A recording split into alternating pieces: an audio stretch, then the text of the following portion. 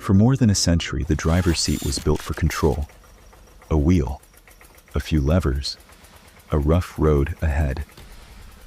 Then came comfort, buttons, screens, and intelligence. And soon, the most advanced driver's seat may not need a driver at all. This is the evolution of car interiors. For more cinematic journeys through time, like this video and subscribe to this channel.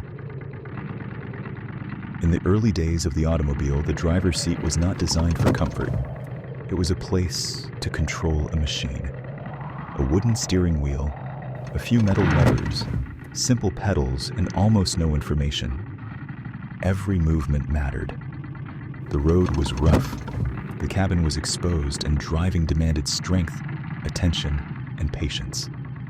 There were no screens, no soft seats, no sound insulation, just engine noise, wind, vibration, and the constant feeling that the machine needed to be managed.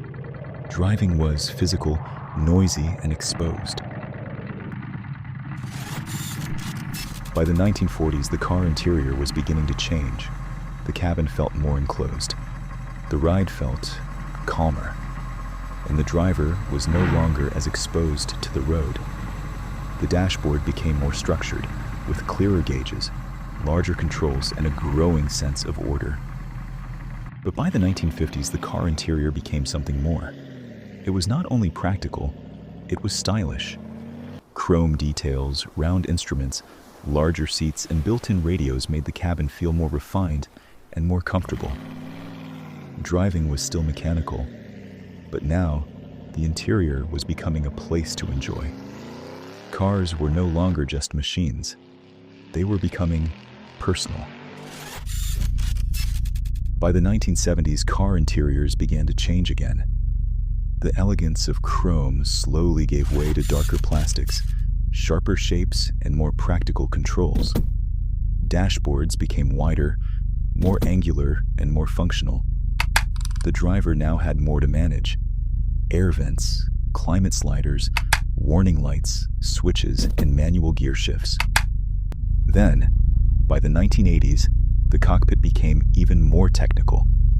Cassette decks, button panels, and crowded control layouts turned the dashboard into a small command center. The car interior was no longer just about comfort and style. It was becoming more functional, more technical, and more crowded with controls. By the 1990s, the car interior began to feel safer, softer, and more digital. Airbag steering wheels changed the shape of the cockpit. Dashboards became rounder. Buttons became easier to understand. And small onboard computers gave drivers more information than ever before. The car was no longer only a machine full of controls. It was becoming a system designed to guide and protect.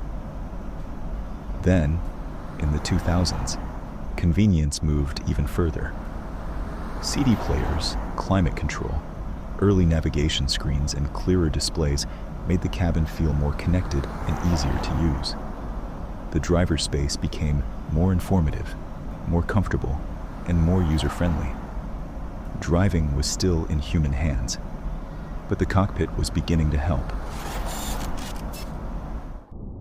Today, the cockpit has become a connected digital space. Navigation, media, climate, vehicle data, and driver assistance now come together on sharp, intelligent displays. The dashboard is cleaner, the interface is clearer, and the car supports the driver with warnings, guidance, and real-time information. Driving is still human. It has become more digital, more connected, and more intelligent than ever before.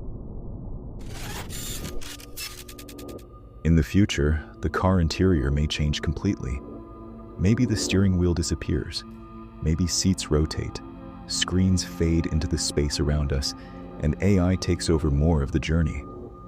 The cabin may no longer be designed mainly for driving, but for comfort. The future cockpit may not ask us to control the car. It may simply ask us where we want to go. Which era would you want to drive in? What should the car of the future look like?